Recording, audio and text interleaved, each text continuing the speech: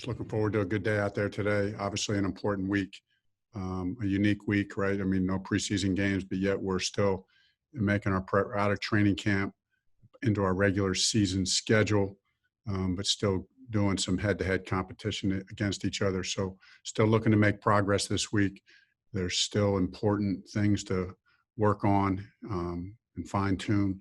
So these next 2 days of practice are really important. Today, you'll see that Julian Blackman and T.Y. are both on rest days, so they won't be practicing today. But other than that, we're in pretty good health and looking forward to a good day of practice today. All right, Kevin Bowen. Hey, Frank, I know you talked on Monday about how deep this roster is, and I think both you and Chris have spoken highly of specifically your offensive and defensive lines in that area. What is maybe an unproven group or a bit of an unknown that you have heading into the regular season? Yeah, I mean, fair question. I probably don't want to put anything in the category of unproven. I feel like we've proven a lot, with the reps that we've gotten, even though we haven't had an off season, and our level of confidence in each of our groups is really good and strong, like you said, Kevin, because we do feel good about this roster. So we'll continue to adapt and adjust as we go. I look from at every position group and I see winning football. So expectations are high. But really, like we've said in the past, when we start talking about high expectations, I'm talking about the way we practice, the way we hold each other accountable. The results will come if we're doing the right thing there. I believe we have that kind of team, and we will put that pressure on ourselves to produce daily and to have great weeks of practice, good days of practice, great weeks of practice, so that we get the results we want. Charlie Clifford. Coach, you just mentioned accountability. Is there a player that stands out in your mind who's taken a step this season in terms of vocally holding either his group accountable or specific group of players accountable? I think there's just a general consistency among the team that the expectations, I think we all realize that we feel like we got a good team here. And so I just think that's the general sentiment in the locker room. I probably wouldn't point any one person out. It's a collective effort. That's really the key. Everybody's got their own unique way of doing that. Everybody has different personalities. So some guys are going to be more vocal and yell and scream and bring the juice that way. Other guys kind of get in and are more intense and just say one word here or there. And that can still carry a lot of weight. So I just think more the collective sentiment that let's push each other to be the best, that's prevalent. Okay, Joel Erickson. Frank, Chris has a history of signing guys, everybody, bringing them in from outside. What's the challenge in getting guys who haven't been in camp with you guys up to speed whenever that happens? There's schematically, really just getting guys adjusted to the way we do things, both in scheme and in the way we practice and process. We have had a history, to be honest, of when we bring guys in here, and we wear the heart rate monitors and all that stuff, is what we have, generally speaking, experienced is that the guys that come in here are in shape, but we just practice a little bit faster or harder, whatever, because for some reason there's always typically an adjustment period for those guys to adapt physically to how we practice and how fast we practice. Other than that, it's just a question of scheme and getting the terminology down. And Chris does such a good job on the front side of, if he's going to bring somebody into this locker room, we hold that locker room as sacred territory. So you got to be the right kind of person to get in.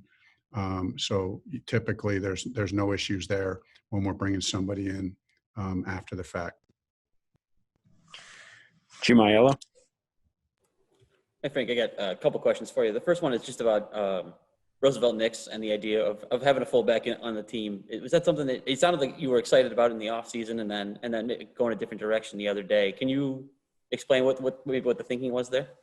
Yeah, Rosie's a good football player. He's a winning football player. He's proven that. It wasn't his fault, really, that we had to let him go. What happened was, our plan and intention was that we were going to develop, a small part of our offense into a two-back scheme.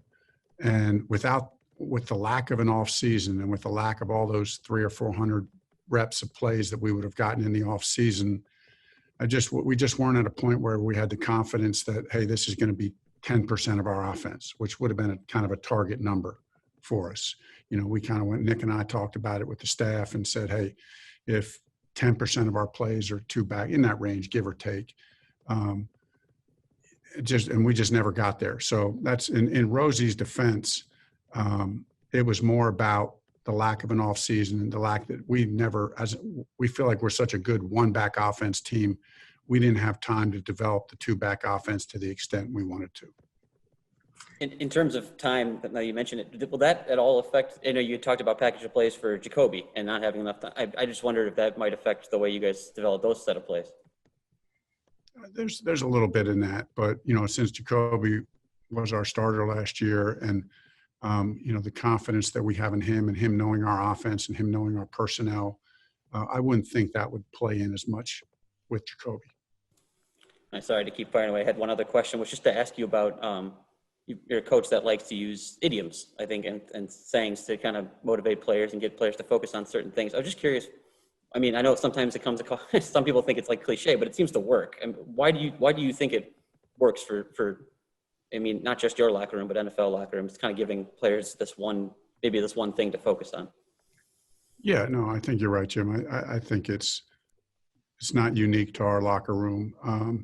You just need a common bond. You need to speak the same language. You need focus. And so there's certain principles and focal points that you want to have. And so at some level, you're looking for creative ways to put an emphasis on the certain things that you think can carry you through the ups and downs of a season. There are some sayings and some quips, as you will, that might be week to week that you do game by game, depending on the circumstances of the game. But then there's other ones that are more principally based that last for the season and that last for the duration of the time that we're here. So I think both of those are always in play. We want to establish those core things and those principles that are going to carry us through the year, through the ups and downs. But then week to week, there's also things. So it's a both and. Greg Doyle. Hey, Frank, unlike Jim, I'm not going to fire 5 questions at you. I'm going to fire them all at the same time. So you might want to write these down so you get them all for me. Right. But so it's kind of a combination of things, but I want to ask all at once. Were you ever cut in the NFL? How many preseasons were you, and I realize as a backup, you were never the guy, but how many preseasons were you literally on cut day, not sure? And combine those two to get this one. What is your empathy level for guys, given that you were never Jim Kelly, you were always Frank Reich? I had never been cut, although that's kind of an asterisk because there were 2 situations that kind of played out like that, but was never formally cut. So the second question, in regard to the empathy, I just think being in this game and trying to be a good teammate and getting close to guys, it's not hard to have empathy and understand what we all go through. So, and I guess the other question, whether it was second or third, was how many times is it literally the last day? There was really only one time where I felt like it came down right to the wire. Okay, do you mind telling me a couple times when asked this, what do you mean? Did somebody get hurt, therefore you didn't get cut because they had to keep you? What do you mean by the asterisk?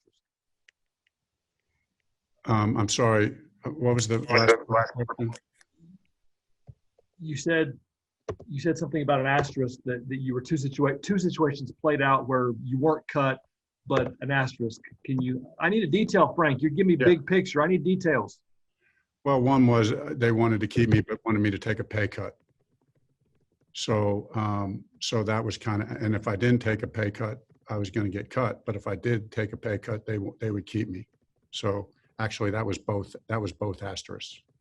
Oh, so you stayed. You took the pay cut and stayed. I took a pay cut and stayed. Thank you. Because, and not that you're asking for this, but because, that's a dynamic that I love about a team. You get close to guys, and rather than the grass isn't always greener, and you develop core relationships and beliefs with players and coaches and you want to be a part of it, and you want to finish what you started. And so, yeah, that's how it played out. Thanks, Frank. Okay, last question, Bob Kravitz. Frank, I asked Philip Rivers this question, but how would you describe his throwing motion? And have you ever seen anything quite like it in the league? No, I haven't. And I don't know if this is a good analogy, and I don't know if Philip would like this or not, but, because I like golf a little bit, I would liken it to Jim Furyk, that doesn't look conventional, but when you look at it through the point of impact, when you watch, not that I'm a golf or swing expert, but when you see Furyk, or when he was in his heyday, and you see him through impact, you see how pure he is. And I think that the things that make for a good passer, you see that in Philip, even though the delivery style is a little bit unique, how he gets there, how he is through impact, and then with his finish is as pure as you can be. And that's what makes him elite accurate. Chap's got one real quick one, and Chap, you're the last one here. Since we're on the Rivers and you're the quarterback history you have, could you teach that style to someone? Would you teach that style to someone? No, I wouldn't teach it to someone. I mean, it's unique, but it's pure and it's beautiful. I mean, it's a beautiful thing, and I love seeing it. He made a throw the other day. To T.Y. yesterday in practice that I'm not sure any other quarterback, because of how unique he gets there.